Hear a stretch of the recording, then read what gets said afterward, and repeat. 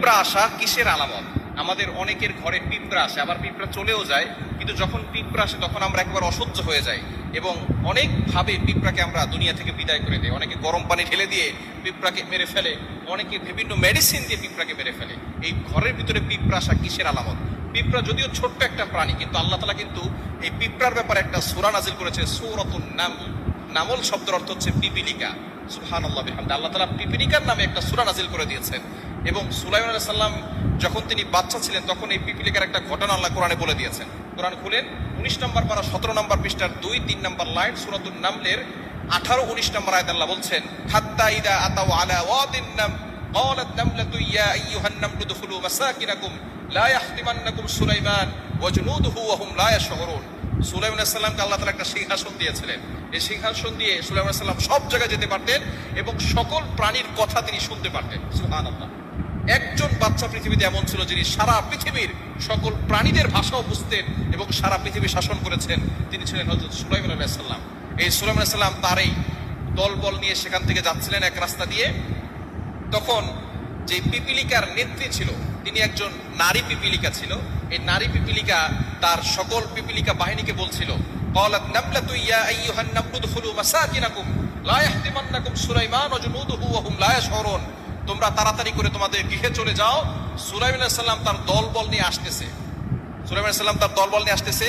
তাদের অজান্তেই, তাদের পায়ের আঘাতে আমরা কিন্তু পিষ্ট হয়ে যেতে পারি। তাড়াতাড়ি সুলাইমান আলাইহিস সালামের দলবল আসার আগেই তোমরা তাড়াতাড়ি ভিতরে চলে যাও।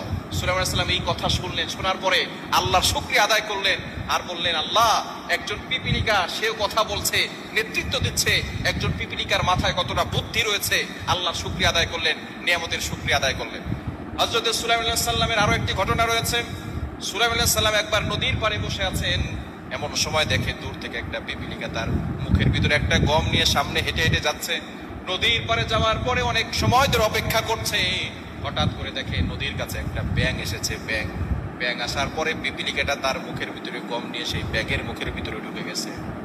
ঢুকে যাওয়ার পরে এবার ব্যাঙটা পিপিলিকাকে নিয়ে চলে গেল নদীর তলদেশে।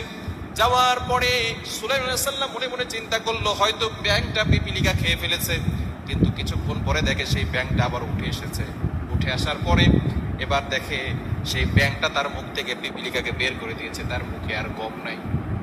সাথে সাথে সুলাইমান আলাইহিস সালাম অবাক হয়ে গেল, দেখলাম তার মুখে গম আছে। আবার ব্যাঙের পেটের ভিতরে ঢুকে গেছে, মুখের ভিতরে ঢুকলো। আবার দেখলাম ব্যাঙ কিছুক্ষণ পরে আবার সেই পিপিলিকাকে নামিয়ে দিল। এর কাহিনী কি? সরাসরি সুলাইমান আলাইহিস সালাম সেই পিপিলিকাকে জিজ্ঞেস করলো, পিঁপড়া, তুমি দেখলাম একটা গম নিয়ে গেলে, আমি মনে করেছি তোমাকে ব্যাঙ খেয়ে ফেলেছে, কিন্তু তোমাকে তো খায় নাই, তুমি সেই গম কি করেছো? এবার পিপিলিকা জবাব দিচ্ছে, আল্লাহর পয়গম্বর, আমাকে আল্লাহ তাআলা একটা দায়িত্ব দিয়েছেন। এই নদীর তলদেশে একটা পাথর আছে, সেই পাথরের নিচে একটা পোকা আছে, সেই পোকাটা হচ্ছে অন্ধ। আল্লাহ পাক রব্বুল আলামিন আমাকে অর্ডার দিয়েছে 3 বেলা তার জন্য আমি একটা গম করে নিয়ে যাব, এবং আমাকে সাহায্য করার জন্য আল্লাহ তাআলা ব্যাঙকে পাঠিয়েছেন। সেই ব্যাঙ আমাকে নিয়ে যাচ্ছে এবং আমরা দুইজনে মিলে তার জন্য খাবার, সেই গমটা তার জন্য এক বেলার খাবার দিয়ে আসি। সুবহানাল্লাহ বিহামদি। সুতরাং যারা আল্লাহর উপরে ভরসা করে, সে যদি অন্ধ হয়, আল্লাহ তাআলা তার খোঁজ খবর রাখেন। রিজিক নিয়ে টেনশন করছেন, রিজিক নিয়ে টেনশন করবেন না। এই ছোট্ট পিপিলিকার মাধ্যমে আল্লাহ তাআলা একটা গম দিয়ে অন্য একটা প্রাণীর রিজিকের ব্যবস্থা করতেছেন সমুদ্রের তলদেশে। সুতরাং আল্লাহ তাআলা যদি সেই প্রাণীকে খাওয়াতে পারেন, আমাকে আপনাকে আল্লাহ খাওয়াতে পারেন না? এজন্য আল্লাহর উপরে ভরসা রাখবেন। আল্লাহ নিজে বলছেন সূরাতুত তালাকের 2-3 নম্বর আয়াতে, ওয়া মান ইয়াত্তাকিল্লাহা ইয়াজআল লাহু মাখরাজা ওয়া ইয়ারযুকহু মিন হাইথু লা ইয়াহতাসিব। যারা আল্লাহর উপর ভয় রাখবে, আল্লাহর তাওয়াক্কুল এবং আল্লাহর ভয় অন্তরে ফিট করবে, তাদের জন্য আল্লাহ তাআলা রিজিকের ব্যবস্থা করে দিবেন। সুতরাং এই পিপিলিকা হচ্ছে, যেই ঘরে যায় সেই ঘরে খাদ্য থাকে, এই জন্যই পিপিলিকা আসে। খাদ্য খাওয়ার পরে তারা চলে যায়। এজন্য যেই ঘরে খাদ্য থাকে, পিপিলিকা আসা মানে হচ্ছে ওই ঘরের ভিতরে আল্লাহ পাক রব্বুল আলামিন বরকত দিবেন এবং আল্লাহ পাক রব্বুল আলামিন সেই ঘরকে ধনী বানাবেন, ঘরের মানুষকে ধনী বানাবেন। এই জন্য পিপিলিকা ওই ঘরের ভিতরে আসে। পিপিলিকা আসা এটা বরকতের লক্ষণ, এটা কিন্তু খারাপ লক্ষণ নয়। বরকত নিয়ে পিপিলিকা আসে। এই পিঁপড়াকে যদি আপনাকে ক্ষতি করে তাহলে আপনি মারতে পারবেন, যদি ক্ষতি না করে তাহলে পিপিলিকাকে আঘাত করবেন না। এটাও আল্লাহর প্রাণী। আল্লাহর কোনো প্রাণীকে ক্ষতি যদি না করে তাহলে আপনি আক্রমণ করবেন না।